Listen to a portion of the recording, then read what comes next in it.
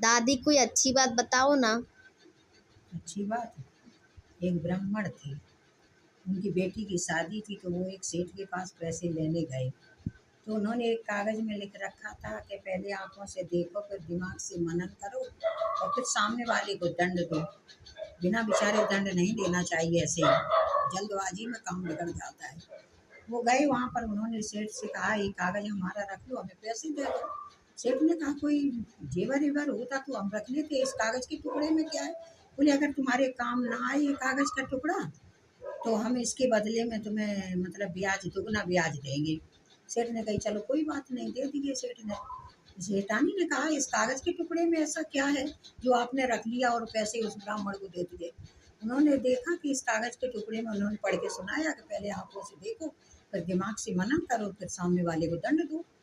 इतना कह करके उनके चलो कोई बात नहीं है, उसने दूने ब्याज के लिए कहा, लालचवश उसने दे दिए।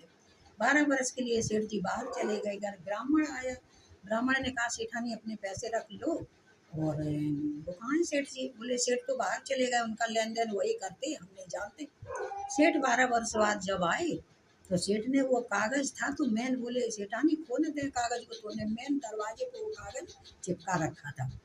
जब आए तो उन्होंने देखा कि दरवाजा, मेन दरवाजा खुला पड़ा है, हमारी पत्नी एक नौजवान व्यक्ति के साथ लेटी है। तो उन्होंने देखा, बोले अरे सेठानी हमारे सोने में ये गुल खिलाती है।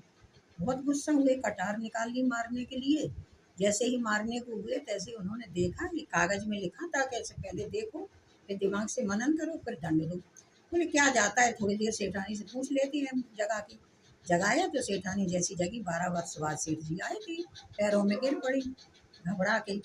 बोले आ गए हमारे स्वामी। तो उन्होंने कहा पहले हमारे पैरों से हटो दूर, ये बताओ ये नौजवान व्यक्ति कौन है।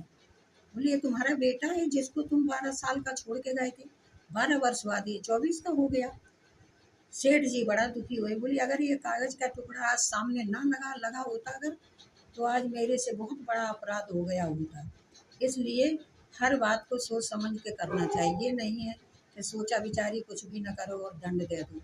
इसलिए दंड ऐसे बिना सोचे विचारे दंड किसी को नहीं देना चाहिए।